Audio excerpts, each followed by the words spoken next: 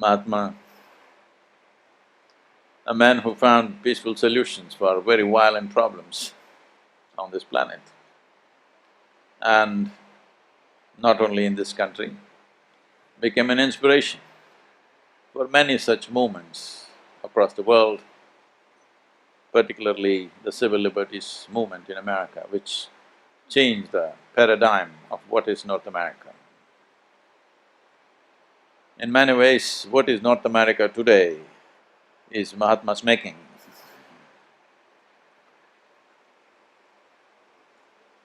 Well, when we utter the word peace, people think in terms of war and peace.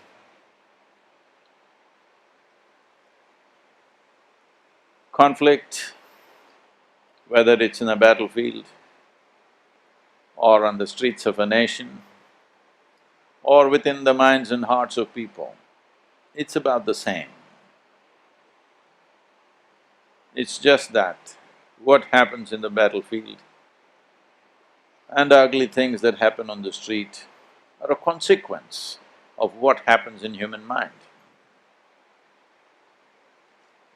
Today we have gotten to this situation in the world where we are always trying to fix the consequence without fixing the cause. Well, consequences need to be managed, of course, but the important thing is to fix the cause, which is you and me.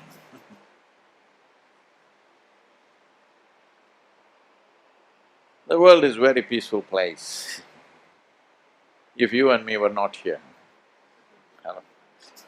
Yes or no? If you and me were not here on this planet, it is a very peaceful place.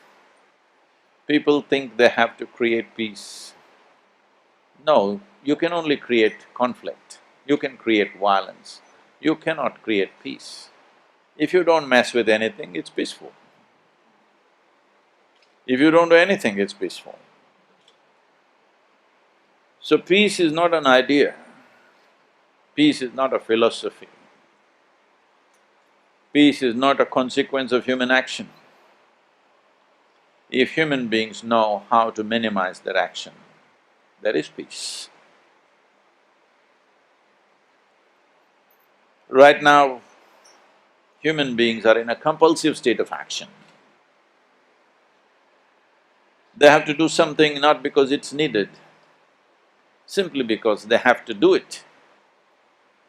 They just have to do it because they can't sit in one place. So essentially, all the violence that you see, conflict that you see on the planet is a consequence of human inability to just remain still by themselves. Man is ill only because he does not know how to be still. If you knew how to sit still, where would violence be in the world? So 20th century saw some horrid levels of violence. Well, there has been violence on this planet forever, but 20th century got more organized than ever before. In the form of World War I and II, the most horrific situations happened. In early 20th century, they declared blood moves the wheels of history. But by the time we came to mid-20th century, Mahatma created a movement where it's not the blood, which is the spirit, which moves the wheels of history. This is a significant change, that instead of blood moving the wheels of history, human spirit moves the wheels of history is a phenomenal significance. In many ways, I would say, it is only after Mahatma's movement, democracies on the planet have become true democracies, reasonably at least. Till then, every democracy, though people elected them, people themselves wanted to lynch some other nation. Always. Democratically elected governments ruling nations were the ones who lynched half the world, including us. It's out of that Mahatma was born.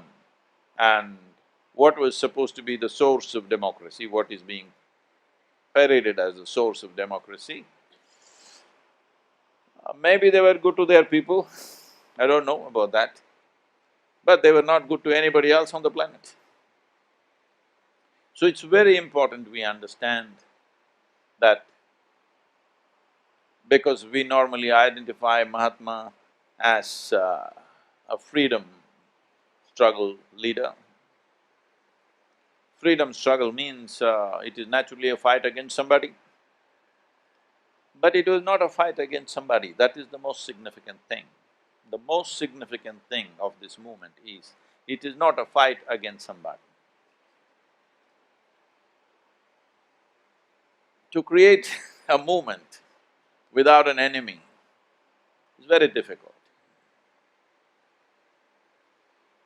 I've been talking to people around me, and when they ask me, how does this work? I say, see, you need to understand, if you want to create a massive movement in the world, you need to point out, for all the problems she is responsible, we need to fix her, then everything is okay.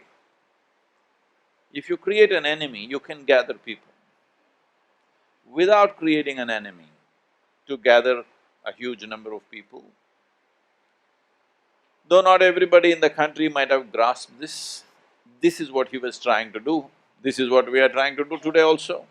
Without creating an enemy, without blaming anybody for anything, how to create a movement? Because these movements will change the consciousness of humanity. This is not just about fixing a problem. The immediate problems are there, which need to be fixed, of course, but the most fundamental thing that needs to happen is to transform human consciousness from being exclusive to inclusive. So in many ways, the freedom struggle is a kind of a downgrade of what Mahatma was trying to do, because he was not just struggling for India's freedom, it was about liberating the human being from our own struggles within ourselves, the violence that we carry within ourselves as human beings, the conflicts that people go through. So if we look at it from that dimension, this is yoga. Yoga means union. Union means instead of being an individual human being, you opened up the boundaries of your individuality. You obliterated the boundaries of your individuality in such a way that if you sit here, you're not in conflict with anything. Well, this can be expounded in so many ways, but to put it in a certain perspective, which is absolutely unprejudiced perspective, is you must ask the plants and animals around you, they know who the hell you are.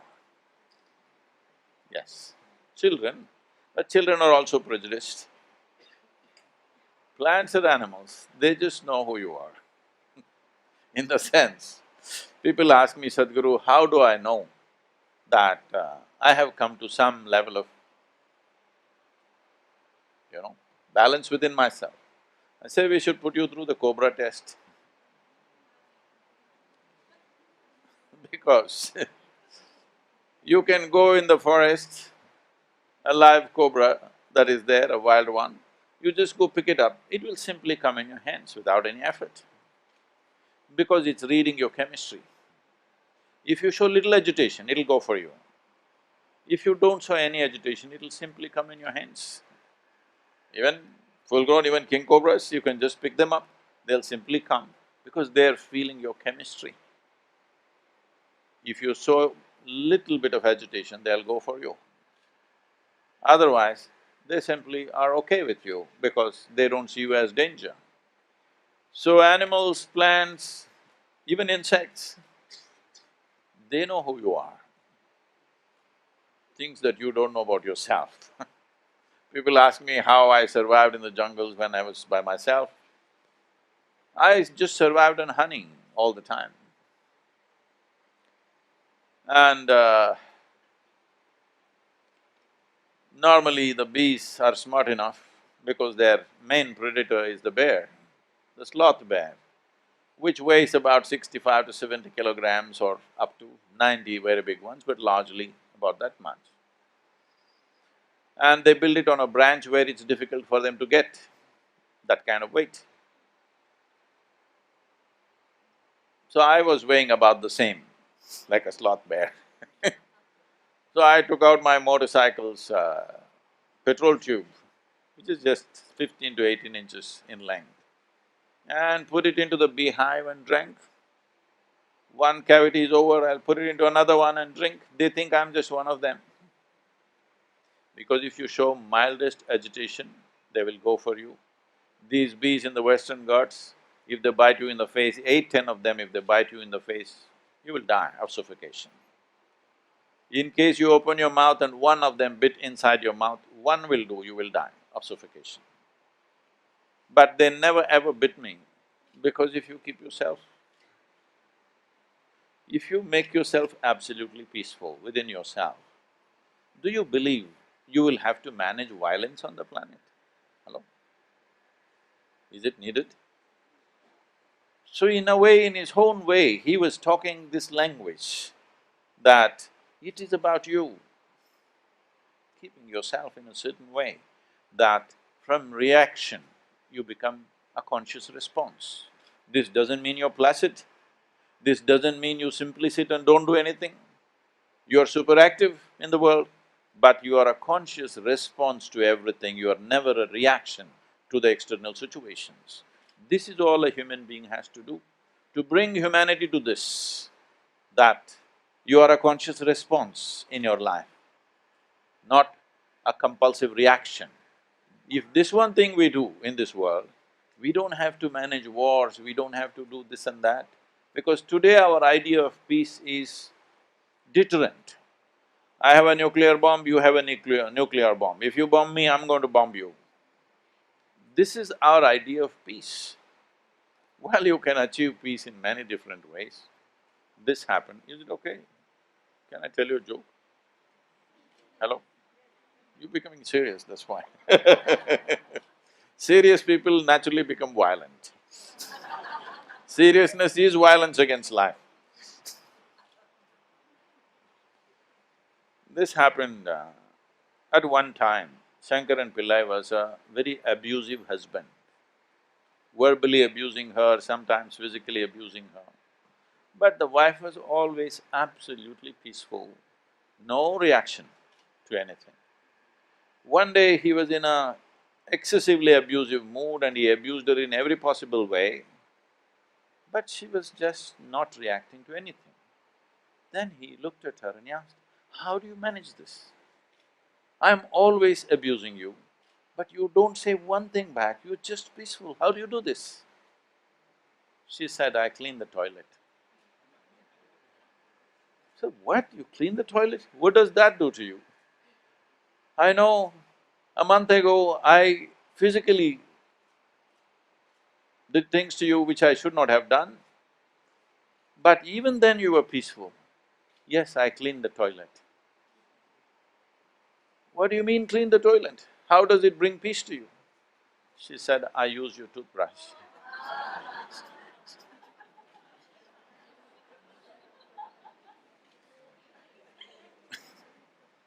So you can bring peace in so many ways. But is that the way to do it? So it's important in today's world, people have tried to settle themselves into some peaceful condition through belief systems, through philosophies, through ideologies, through various kinds of efforts. But what we need to understand is, what we call as peace or what we call as turbulence within us are both having a certain kind of chemical background to it. There's a chemistry to it. That's why I said you can trust the cobras and the bees, any venomous creature. If you can take it and it doesn't bite you, it doesn't attack you, this means you're very peaceful, because it is only reading your chemistry By your chemistry, it knows your intent. So, if you create a chemistry of peacefulness within you, then you don't have to think peace is the last thing that you do in your life. Because right now, people are talking like peace is the highest goal in their life. The ultimate goal in their life is to be peaceful. Peace is not an ultimate goal, it is a most fundamental must in our life. If you want to enjoy your dinner tonight, even if you're not ecstatic, at least you must be peaceful. Hello? Huh? Is it the last thing that you do, or should it be the first thing that you do in your life? If you want to enjoy a walk on the beach, you must be at least peaceful even if you're not blissed out. Now people are handling peace in so many different ways. How to become peaceful? You must have a glass of wine. If it doesn't work, of course you must smoke something. If it doesn't work, you must pop something. Well, don't laugh at it. They are going to be the majority, they will vote it as legal shortly. Yes, yes, it will become legal when everybody wants it. Yes or no? Hello? You don't think so? Already wherever universities I'm going, they're all asking, Sadhguru, why don't you… you're good at doing all these movements, why don't you start a movement to make marijuana legal? I said in India it was always legal, but we were sensible enough to not pick it up in a big way and smoke. Somebody, a few people did, we didn't care about it. Now that all of you want to do it, so I asked, do you want to smoke? It's called smoke up, not just smoke. You want to smoke up and come to the university? They say, yeah, why not? Then I say, do one thing, I'll book you up on a small airplane to fly, and you find the pilot comes smoked up. You want to fly with him? I say, you're not getting it. Let's say you have a major surgery to be done on you, the surgeon comes smoked up. Do you want a surgery? He said, no. So you understand that it lowers your faculties. Tell me, do you enhance your life by lowering your faculties or by heightening your faculties? Which way is it?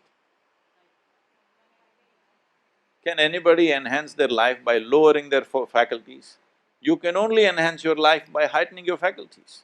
But today, in the world, it is spreading that by lowering your faculties, you can be peaceful and wonderful, all right? So, it is very important. Peace is not the goal.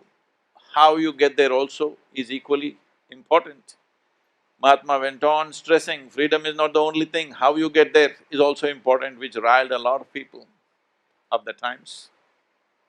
So how you get there is equally important. It's very easy to be peaceful. If you get drunk and sleep through the weekend, you are peaceful. Because the world is free of you, world is also peaceful. No, to be actively engaged and be peaceful is important. To be actively, intensely engaged with life and still be peaceful. For this, you need to become conscious enough that your life is a conscious response to everything, not a compulsive reaction. This needs to happen in the world. This is the moment that is needed in the world right now, that we need to ensure that people know how to be peaceful and joyful and blissful by their own nature, not because of something. If it's because of something, whichever way, life deprives you of things that you want at many points in your life. Hello? It does or no? You're all well-to-do, but does it happen to you also or not through the day? Something will not happen the way you want. The more active you are, more things won't happen to you the way you… the way you want. If you're just living within your four walls of your home comfortably, 90% happens your way, 10% doesn't happen your way, which irritates you. If you step out into the world and start doing many things, if your activity is spread across the world, then you will see 90% will not happen your way, only 10% happens your way. When only 10% is happening your way, how to remain blissful is something you must learn. Hello? Yes or no? If this doesn't happen, inevitably you will become violent. You may not go and beat somebody or kill somebody, but if you have resentment, if you have anger, if you have hatred, this is violence. Whether you kill somebody or commit suicide, it is violence, isn't it? Hello? Whether I stab you or stab myself, it is still violence. In fact, if I try to stab you, you have some defense at least. If I stab myself, absolutely defenseless life, isn't it? Huh? This life, when I attack it, it is an absolutely defenseless life. Even a child has some defenses, this one has no defense against you. So stabbing need not be necessarily with a knife. The nature of a human being is such that if I ask you, do you want your intellect to be sharp or blunt? Sharp or blunt? Please choose, I'm going to bless you right now. You want it sharp. So it is a cutting instrument. If you have a sharp instrument in your hands, you must know how to hold it. Otherwise you'll hurt yourself every day. That is all violence is about. If we remove half your brain, you will be quite peaceful. Yes or no? Hello? Because if you remove the possibilities, problems also will go away. To keep all the possibilities and to be not a problem, that is the important thing. If you take away all the possibilities, problems are also gone. If we take away half your brain, you are very peaceful, no trouble to anybody. So, what is the greatest gift that we have? These millions of years of evolution rendered yourself to this place where you are capable of this level of cerebral activity. This has become the problem. You are… when you say, I am stressed, when you say, I am angry, when you say, I am irritated, what you're complaining is, I want to be an earthworm, why did I become a human being? You're complaining about the size of your brain and the activity possible. Yes, that's all you're complaining about. So when you complain about this, slowly, you know, when you aspire for something, it may come true. We have studies with the universities in America, where they're showing generally for most human beings, after their 35 years of age, their brain is depleting. But we have recorded now with sizable samples that those who are doing a simple practice in their life, just a simple practice in their life, their brain, the neuronal regeneration is multiplying about 240 times higher than normal. So instead of brain depleting, brain is getting better as you age. That's what should happen, isn't it? Hello? Smart young people and old fools is not a good world. Yes, because by the time you grasp what is what, by the time you figure out a few things just to rise above your childishness, your hormonal issues and a little bit of whatever financial stuff, by the time you're maybe 45, 50. Hello? So, when your wisdom begins to blossom, your brain begins to diminish, not a good way to live. Not at all a good way to live, isn't it? But that is happening to the entire world. Unless we bring some dimension of life for which this culture and its roots are very, very invested in that, in many ways, Mahatma's whole movement had foundations in the spiritual principles of this nation and this culture. Otherwise, if it is not India, such an idea of non-violent movement to get freedom for a nation would not have happened. This is very clear. Without being born in India, that wouldn't have happened. Because this is everywhere in so many different ways. He picked it up and made it into a national movement, which is one and only moment till then. But since then, many other people have imitated similar things and they've managed to do it. In countries where gun is the law, Even in those places they managed to do it, which is fantastic. So, this 150th year, a good way to remind ourselves because 150 years have gone by. Not talking about Gandhi alone, but are you on the way in some way to become a Mahatma? Atma you have, are you somewhere moving towards becoming a Mahatma? At least a few steps? This is the question that all of us should answer within ourselves. So being just another being and being a Mahatma, what it means is, are you inclusive or exclusive? Inclusiveness, exclusiveness does not mean I have lots of friends and no friends. That's not what it means. If you sit here, you have no reaction towards anything. You're here, you're willing to respond to everything in the universe, but you have no reaction to anything. This means you're naturally inclusive. Otherwise, you're reacting to everything. It is not just about human beings. As I said, there are creatures in this world who are much smarter than you. They figure you out before you know what they are. Still, human beings are busy asking, who am I? But a cobra, a bee figures you out in no time who you are. Even trees, they're saying now there's a whole chemistry of the trees being studied. Trees figure you out before you know who you are. You go sit under a tree and ask, who am I, who am I? They know who you are. How's this? This is the intelligence of creation. To be a part of it is peace. To not be a part of it, thinking I am a creation by myself, is a huge, violent problem.